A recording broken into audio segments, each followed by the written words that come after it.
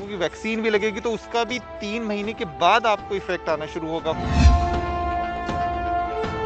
आप ये मानिए, अगर आपको वैक्सीन है तो ट्रांसमिट तो आप फिर भी कर सकते हैं। कोविड आपको हो सकता है, आप स्प्रेड भी कर सकते हैं। वैक्सीन लग रही है, सब चीज़ें हो रही हैं, आपने भी लगवाई होगी। लोग डर रहे हैं, जैसे लॉकडाउन या कंटेनमेंट जोन जिस तरह हमने पहले देखा था 1 साल पहले, क्या उसकी ज़रूरत अभी है? कोरोना के केस एक बार फिर से बढ़ने लगे हैं। करीब 7 राज्यों में दोबारा केस बढ़े हैं। पंजाब की बात करें, महाराष्ट्र में रोज़ाना 8 से 9 हज़ार केस आ रहे हैं। दिल्ली में भी कुछ बढ़ना शुरू हुए हैं। मेरे साथ मेडिकल एक्सपर्ट समीर भाटी हैं। पूरे मामले पर बात करेंगे, समझेंगे कि आखिर क्या वजह है कि दोबारा से एक गैप के बाद केस बढ़ने लगे। भाटी साहब, ये क्यों, क्या वजह मानते हैं दोबारा से एकदम पीक होने लग गया? जी, जिस तरह से अभी हम सुन रहे हैं कुछ दिनों से कि पहले 6 राज्यों में, अभी 8 राज्यों के अंदर जो है केसेस बढ़ रहे हैं, काफ़ी ज़्यादा कोरोना के एकदम से स्पाइक आई है और काफ़ी तेज़ी से बढ़ रहे हैं। इसका सबसे ज़्यादा ज़रूरी है, जैसा अभी आपने भी बताया, कि इसका कारण क्या है, इसका रूट कॉज़ जानना ज़रूरी है। जैसा कि हम बात करें, अगर हम दिल्ली में भी देखें कि दिल्ली में जिस तरह से दूसरी और तीसरी लहर आई थी, उस समय जब कारण माना जा रहा था वो था भीड़-भाड़ का। हम जब बात कर रहे थे कि जिस तरह से सर्दियाँ आएगी, जिस तरह से पॉल्यूशन का स्तर बढ़ेगा और जिस तरह से फेस्टिवल आएंगे उसके बाद से केसेस बढ़ेंगे, और ऐसा ही हुआ, केसेस तभी बढ़े थे। तो भीड़ भाड़ वाला ही एक कारण तो माना जा रहा है। अगर हम महाराष्ट्र की भी बात करें, मुंबई वगैरह की भी बात करें, वहाँ भी भीड़ भाड़ के प्रोग्राम और ये सब चीज़ें तो हो रही है। इसके अलावा जैसा कि अभी आपने पिछले कुछ दिनों में सुना होगा, यूके वाला स्ट्रेन या साउथ अफ्रीका वाला स्ट्रेन, ब्राज़ील वाला स्ट्रेन, तो ऐसा कोई स्ट्रेन तो नहीं है, ये भी एक कारण हो सकता है। उस स्ट्रेन का पता लगाने के लिए एक एडवांस टेस्ट होता है जो कि वहाँ पर भी चल रहा है, जिसको हम जीनोम सीक्वेंसिंग कहते हैं। जैसे एक पॉजिटिव सैंपल्स आ गए आपके, उन पॉजिटिव सैंपल्स में से कुछ सैंपल्स उठाए जाते हैं और उनका फर्दर आगे जीनोम सीक्वेंसिंग कि क्या ये दूसरा स्ट्रेन तो नहीं है। जैसा कि हम सब लोगों ने सुना है कि जो यूके स्ट्रेन है या साउथ अफ्रीका वाला स्ट्रेन है, वो तेज़ी से फैलता है, ट्रांसमिशन काफ़ी उसका तेज होता है। तो वो कारण का भी पता लगाया जा रहा है कि क्या कारण है बढ़ने का। कारण की बात की, लेकिन डरने की कितनी ज़रूरत है लोगों को इस माहौल में? क्योंकि सब सही हो गया था लगभग, केस बढ़े थे लेकिन फिर डाउन हो गए थे, और दोबारा से बढ़ने शुरू हुए। लोगों ने थोड़ी अ, बाहर भी एक केयरलेसनेस भी शुरू कर दी थी, तो अब कितना सतर्कता की ज़रूरत है? देखिए, इसमें जो सतर्कता वाली बात बताऊं, और जैसा आपने बताया लापरवाही की, डरने की बात जो आपने कही, इसमें मैं आपको बात करूं तो जैसे ही वैक्सीनेशन का अनाउंसमेंट हुआ कि वैक्सीन की प्रक्रिया शुरू हो गई है, तो एक जो साइकोलॉजी है, मानसिकता ये आई कि अच्छा वैक्सीन तो लगना शुरू हो ही जाएगा तो कोविड उसके बाद तो हम शायद उससे बच जाएं, पर ऐसा नहीं है। अगर वैक्सीन भी लगेगी, मैं बताना चाहता हूं दर्शकों को कि वैक्सीन भी लगेगी तो उसका भी 3 महीने के बाद आपको इफेक्ट आना शुरू होगा। फर्स्ट डोज लगेगी, सेकंड डोज लगेगी, उसके भी 14 दिन के बाद टेस्ट किया जाएगा, एंटीबॉडी टेस्ट, उसके बाद हम। और अगर आप ये मानिए, अगर आपको वैक्सीन है तो ट्रांसमिट तो आप फिर भी कर सकते हैं।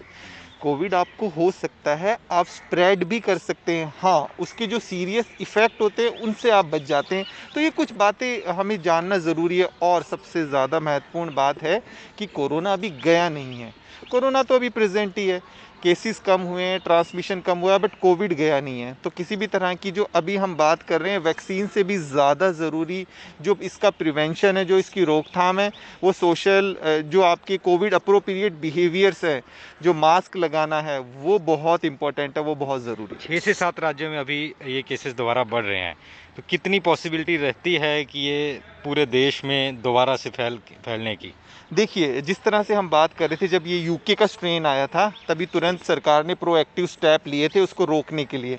इसी तरह से ये तेज़ी से फैलता है, इंट्रा स्टेट, इंटर स्टेट और ट्रैवलिंग। तो ट्रैवलिंग में जिस तरह से अभी कुछ कुछ स्टेप्स लिए गए हैं कि दिल्ली में भी जिस तरह से स्टेप लिए गए हैं कि जो ये 6 राज्य हैं, उनसे कोई भी अगर दिल्ली में आता है तो उनको कोविड टेस्टिंग की एक नेगेटिव रिपोर्ट को लाना बहुत ज़रूरी है, टेस्ट कराना। तो अगर ये पॉलिसी हम अपनाते हैं तो काफ़ी हद तक इस चीज़ को, ट्रांसमिशन को रोका जा सकता है। नहीं तो संभावना तो पूरी है ट्रांसमिशन फैलने तो बढ़। ये जिस तरह वैक्सीनेशन हो रहा है, तो मान लो अगर सब में नहीं हुआ, कुछ परसेंट में भी हो गया, तब भी एक चेन टूटने की कितनी संभावना है, जो चेन टूट जाएगी? देखिए, आपने अभी कुछ दिनों में ये शब्द सुना होगा, हर्ड इम्यूनिटी। हर्ड इम्यूनिटी मतलब एक संख्या जनसंख्या जब तक उनके अंदर इम्यूनाइजेशन ना आ जाए, हाँ, वो खुद चाहे खुद हो नेचुरल हो या फिर वो वैक्सीनेशन के थ्रू, वो लगभग 60 से 70%। तो आप मानिए अभी अगर हम वैक्सीनेशन की बात करें तो वैक्सीनेशन सिर्फ हेल्थ केयर वर्कर्स को, फ्रंट लाइन वर्कर्स को, जिसमें कि हम बात कर रहे थे 3 करोड़ की संख्या, जो कि अभी 1 करोड़ 30-40 लाख के करीब हुई है। तो अभी तो वो भी लगभग 50% के करीब लोगों को वैक्सीन लगी है। अब जो हमारा वैक्सीन का दूसरा वाला फेज शुरू हो रहा है, जिसमें आपके कोमॉर्बिड वाले और जो सीनियर सिटीजन है उनको लगनी है वैक्सीन, तो ये अभी जुलाई तक का टारगेट है। और जब तक आप 60-70% लोग इम्यूनाइज्ड ना हो जाएं, तब तक हम कहें कि ये चेन ब्रेक हो जाए, वो तब तक पॉसिबल नहीं है। तो ये इतना आसान नहीं है कि हम सोचें कि इम्यूनाइजेशन इतना जल्दी हो और चेन ब्रेक हो, तो वो अभी उसमें समय लगेगा। वैक्सीन लग रही है, सब चीज़ें हो रही हैं, आपने भी लगवाई होगी। लोग डर रहे हैं, जी जी। क्या डर वाजिब है या डरना नहीं चाहिए? देखिए, जिस तरह से वैक्सीन को लेके शुरू में 16 जनवरी से जिस तरह से वैक्सीन लॉन्च हुई, तो शुरू का हम मान सकते हैं उस समय लोगों के अंदर थोड़ा झिझक था ज़रूर। और जिस तरह से लोग, काफ़ी सीनियर लोग आगे आए हैं, जो रोल मॉडल्स थे वो लोग काफ़ी आगे हैं, उन्होंने वैक्सीन लगाई है। वैक्सीन को लेकर लोगों को थोड़ा सा उसकी सेफ्टी को लेकर डर था, है ना। छोटे मोटे, देखिए इफ़ेक्ट होना, अगर वैक्सीन लगी है तो इफ़ेक्ट तो होता ही है, कुछ ना कुछ मामूली सिम्टम आना, हल्का फुल्का बुखार आना, जहाँ पे लगा है वहाँ पर पेन होना, ये सब चीज़ें तो होती है, ठीक है। बट हाँ, अब लोगों में थोड़ी सी हिचकिचाहट कम हुई है, क्योंकि अभी करीबन 1.5 महीना हो गया है। अब आगे से आके लोग आगे लगा रहे हैं, और हमें लगता है थोड़े और आगे आने वाले समय में ये हिचकिचाहट और भी कम हो जाएगी। क्या बड़े कदम उठाने की अभी ज़रूरत है, जैसे लॉकडाउन या कंटेनमेंट जोन, जिस तरह हमने पहले देखा था 1 साल पहले, क्या उसकी ज़रूरत अभी है या अभी उस चीज़ से हम थोड़ा बचे हुए हैं? देखिए, अगर उन 6 राज्यों की बात करें और स्पेसिफिकली हम महाराष्ट्र वगैरह में भी देखें, तो वहाँ पे अभी कुछ छोटे-छोटे कदम, ये इस तरह के स्टेप्स उठाए गए हैं। जैसे कि जो कंटेनमेंट या हॉटस्पॉट है, वहाँ पे काफ़ी सारी रिस्ट्रिक्शंस लगाई गई हैं। और बाकी जैसा मैंने आपको बताया कि जो ट्रैवलिंग है, ट्रैवलिंग के समय आपको आरटी-पीसीआर टेस्ट कराना ज़रूरी कर दिया गया है।